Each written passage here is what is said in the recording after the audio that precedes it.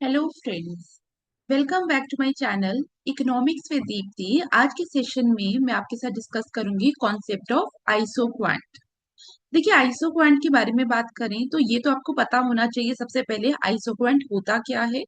और यहाँ से काफी सारे क्वेश्चंस पूछे जाते हैं नेट के पेपर में। अगर हम पीवाई क्यूज देखेंगे तो कुछ क्वेश्चंस जो पूछे गए हैं वो आपको शो करूंगी।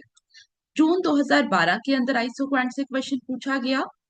फिर 2012 में फिर से क्वेश्चन पूछा गया marginal rate of technical substitution पे।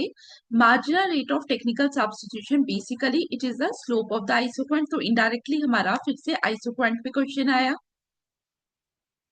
अब यहाँ पे फिर से marginal rate of technical substitution आया है, तो आइसोक्वांट के बारे में फिर से बात होगी क्वेश्चन नंबर 2 पे। Then economic region of production, यहाँ पे हम वापस से आइसोक्वांट के बारे में बात करेंगे, रिज लाइन के बारे में बात करेंगे। आज की क्लास में एक्सप्लेन करूंगी, तो आप लोग देखिए। सिर्फ मैं आपको ये चीज समझाना चाह रही हूँ, इस पर्टिकुलर टॉपिक से अगर आप देखिए तो बहुत बार क्वेश्चन टच किया जाता है। इलास्टिसिटी ऑफ सब्स्टिट्यूशन ये मैंने आपको पढ़ाना है। अभी अभी हम लोगों ने इलास्टिसिटी ऑफ सब्स्टिट्यूशन पे बात नहीं की, उस पे हम लोग करेंगे। तो these are the basic question जो हम लोगों को इस टॉपिक से देखने हैं। किस किस तरीके से क्वेश्चन आया है आपको पता होना चाहिए। इसके अलावा करेक्टरिस्टिक्स क्या है आइसोक्वेंट्स की वो भी पता होने चाहिए, क्लास के अंदर देखेंगे। अब यहाँ पे क्लास के बाद आज आप लोगों के साथ मैं एक वीडियो शेयर करूंगी आइसोक्वांट के पीवाईक्यू के ऊपर। हम वन बाय वन करके पीवाईक्यू शेयर करेंगे। अगर आपको भी उसको सॉल्व करना है मेरे साथ क्लासेस के अंदर, तो आप मेंबरशिप ज्वाइन कर सकते हैं। चैनल के ऊपर ज्वाइन बटन दिया हुआ है, वहां पे जाकर आप मेंबरशिप ज्वाइन कर सकते हैं। 89 रुपीज पर मंथ की मेंबरशिप है, नॉमिनल प्राइस है। अगर आपको ज्वाइन करनी है तो इट्स अप टू यू। तो वहां पे हम सॉल्व करेंगे। नाउ स्टार्ट करते हैं आज की क्लास। देखिए, हम लोगों ने जैसे इंडिफरेंस कर्व पढ़ा था, लाइकवाइज हम आइसोक्वांट के बारे में भी बात करते हैं। इंडिफरेंस कर्व पढ़ते समय मैंने आपको क्या बताया था, मैंने बोला था कि हम दो गुड्स पे बात करते हैं। Generally good X and good Y के बारे में हम बात कर रहे हैं, लेकिन यहाँ पे आइसो क्वांट पे जब हम बात कर रहे हैं, इंस्टेड ऑफ टू गुड्स हम लोग किस पे बात करेंगे, हम लोग टू फैक्टर्स ऑफ प्रोडक्शन पे बात करेंगे। फैक्टर्स ऑफ प्रोडक्शन कौन कौन से, labour and capital. Indifference curve के केस में हम लोगों ने क्या बोला था, हम लोगों ने बोला था कि दो गुड्स को कंज्यूम किया जाता है, और एक इंडिफरेंस कर्व में जितने भी पॉइंट्स आते थे वो सारे क्या बताते थे, वो बताते थे हमें same level of satisfaction, same level of satisfaction. लेकिन यहाँ पे इन केस ऑफ आइसोक्वांट हम लोग किस पे बात करेंगे, हम लोग बोलेंगे जो भी पॉइंट एक आइसोक्वांट के ऊपर आ रहे हैं वो सारे हमें क्या बताएंगे, वो हमें बताएंगे सेम लेवल ऑफ क्वांटिटी। जैसे A, point B, point C, point D, point A up to so on, जितने भी पॉइंट्स इस कर्व के ऊपर आ रहे हैं वो हमें क्या बताएंगे, वो हमें बताएंगे same level of output, same level of output. अगर आप इस फिगर में देख पा रहे होंगे तो मैं बोल रही हूँ कि a combination, A A amount बनाने के लिए हमें लेट से ये जो आइसो पॉइंट हमारा बन रहा है that shows 100 units of a pen. मैं यहाँ पे ये बोलने की कोशिश कर रही हूँ अगर मुझे 100 यूनिट्स ऑफ पेन बनाने हैं, तो अगर मैं पॉइंट ए में ऑपरेट कर रही हूँ, मतलब पॉइंट ए में ऑपरेट करने का मतलब है लेट से मैं 20 यूनिट्स ऑफ कैपिटल यूज कर रही हूँ और 5 यूनिट्स ऑफ लेबर यूज कर रही हूँ।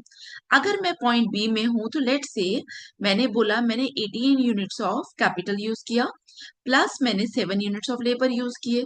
अगर मैं पॉइंट सी में हूं तो मैं ये बोल रही हूँ मैं 15 यूनिट्स ऑफ कैपिटल यूज कर रही हूँ, plus 11 units of labour use कर रही हूँ। कहने का मतलब है हम लोग यहाँ पे बात कर रहे हैं by using the different factor combination. Factor combination का मतलब labour and capital. By using these different combinations of labour and capital हम लोग क्या कर रहे हैं, हम सेम लेवल ऑफ आउटपुट बना रहे हैं, सेम लेवल ऑफ आउटपुट बना रहे हैं। अब यहाँ पे जब हमने आइसो क्वांट के बारे में बात की, तो यहाँ पे we have two words, number one is the iso and number two is the quant. Quant stands for quantity. Quant का मतलब ही क्या है? क्वांटिटी। आइसो का मतलब होता है सेम। जब हम सेम और इक्वल क्वांटिटी पे बात कर रहे हैं तो हम वर्ड यूज कर रहे हैं आइसो क्वांट। मतलब हमारी जो कर्व है वो डिफरेंट कॉम्बिनेशंस यूज करके लेबर के और कैपिटल के वो सेम लेवल ऑफ आउटपुट के प्रोडक्शन के बारे में बात कर रही है। क्लियर? Please read it. और ये जो पीडीएफ है ये आपको टेलीग्राम ग्रुप पे भी मिल जाएगी और नीचे कमेंट बॉक्स में लिंक दे दूंगी। आप वहां जाकर वहां जाकर पीडीएफ डाउनलोड कर सकते हैं। An isoquant is a curve that represents all the possible combinations of two inputs, typically labor and capital, which result in the same level of quantity. The word isoquant is derived from iso means equal and quant means quantity, meaning equal quantity of output. It is a central concept in production theory used to study how inputs can be substituted for another while maintaining the same output। इस line का मतलब समझते हैं।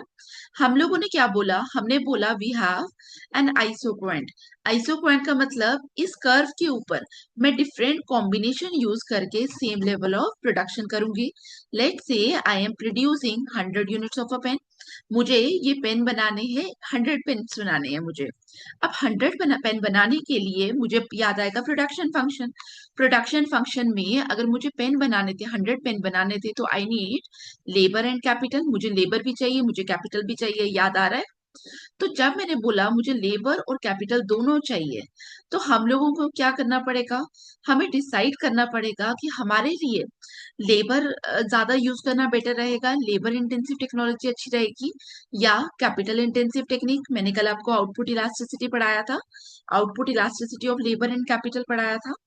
तो हम लोग क्या करेंगे? हम लोग डिफरेंट कॉम्बिनेशन निकालेंगे लेबर और कैपिटल के, जो यूज करके हम लोग क्या बना सकते हैं, जो यूज करके हम 100 पेन्स बना सकते हैं। ठीक है? अब यहाँ पे अगर मेरे पास कैपिटल दैट इज मशीनरी वो सस्ती है तो मैं क्या करूंगी?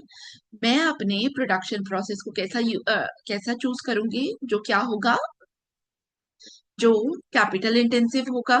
अगर लेबर सस्ता है तो मैं क्या करूंगी? मैं लेबर को ज्यादा यूज करूंगी। इसका मतलब मैंने डिफरेंट कॉम्बिनेशंस चूज करने हैं लेबर और कैपिटल के। आउट ऑफ दीज कॉम्बिनेशन मुझे फाइनलाइज करना पड़ेगा कि मुझे अगर 100 पेन्स बनाने हैं तो मैं कौन सा कॉम्बिनेशन चूज करूंगी। तो मैंने क्या किया? मैंने बोला मैं 10 यूनिट्स ऑफ कैपिटल यूज कर रही हूँ और 5 यूनिट्स ऑफ लेबर यूज कर सकती हूँ। ठीक है? फिर 8 यूनिट्स ऑफ कैपिटल और 7 यूनिट्स ऑफ लेबर यूज कर सकते हैं। फिर हमारे पास एक कॉम्बिनेशन ऐसा भी हो सकता है जिसमें 5 यूनिट्स ऑफ कैपिटल और 3 यूनिट्स ऑफ लेबर है। तो हम लोगों ने देखा, देखा कि to produce 100 units of output हमारे पास क्या है? 10 units of capital plus 5 units of labour. या हम लोग क्या कर सकते हैं? 8 units of capital,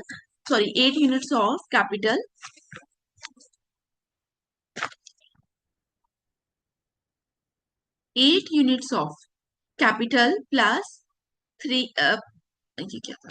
plus 7 units of labour. या हम क्या कर सकते हैं? 5 units of capital plus 3 units of labour.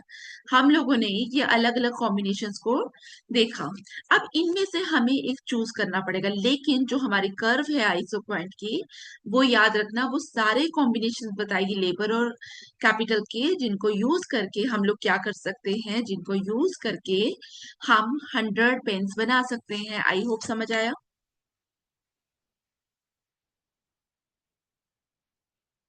तभी हम लोगों ने क्या लिखा? How inputs can be substituted. क्योंकि आप लोग देख रहे हैं जब मैं ए पॉइंट से बी पॉइंट की तरफ आ रही हूँ, मैं कैपिटल को कम कर रही हूँ, लेबर को यूज कर रही हूँ ज्यादा। मतलब ए टू बी में मैं क्या देख रही हूँ? Labour is substituted for capital.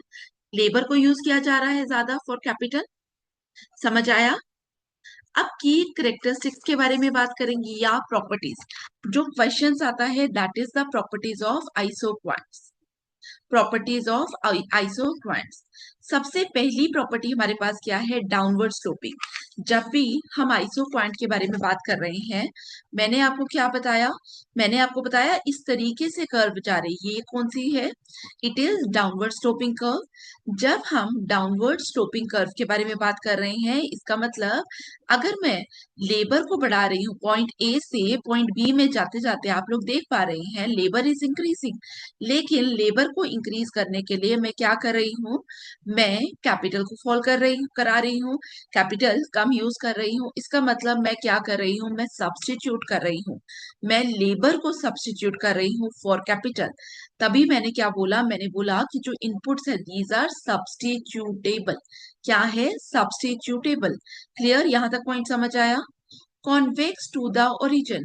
Convex to the origin का मतलब है इस तरीके से, हमारी अगर आप इसको कोली की शेप में इमेजिन करेंगे तो आप लोगों को दिख रहा है कोली का मुंह कहाँ है? बाहर की तरफ खुला हुआ है। तो हम इस शेप को कहते हैं convex to the origin.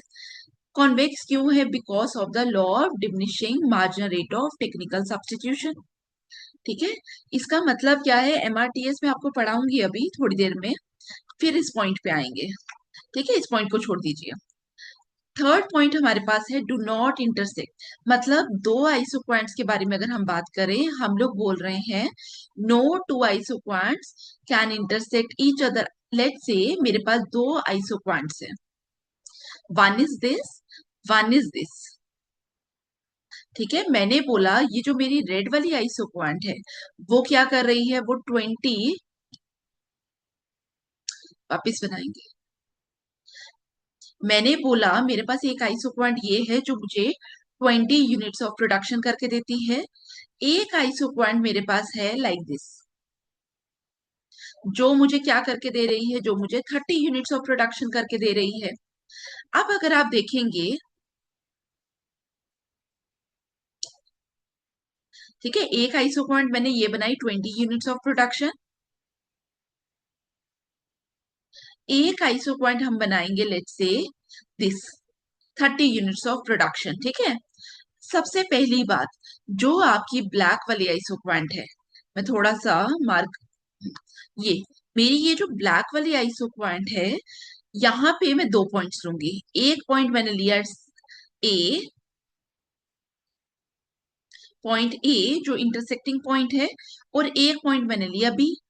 Like wise red वाली आइसो पॉइंट में भी हम लोगों ने दो पॉइंट्स लिए, ए और सी।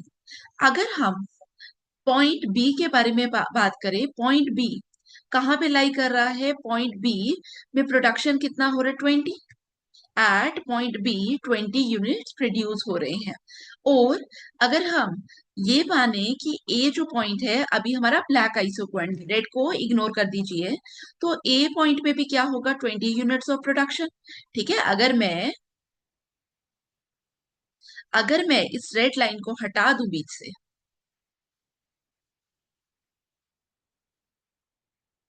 अगर मैं इस रेड लाइन को हटा दूं तो मेरा ए और बी पॉइंट के ऊपर क्या हो रहा है? 20 यूनिट्स ऑफ प्रोडक्शन हो रहे हैं। एम आई राइट?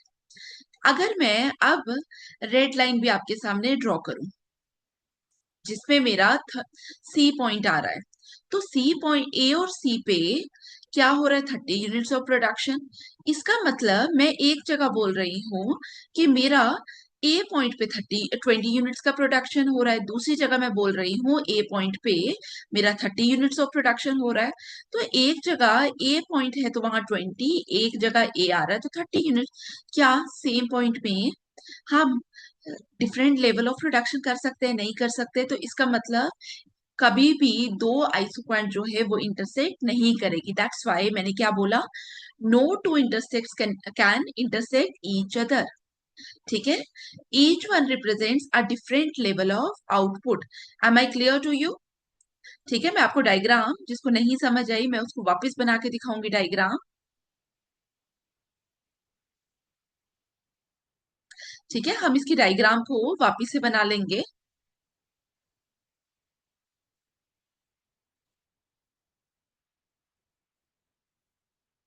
हम लोगों ने बोला we have labour, we have capital.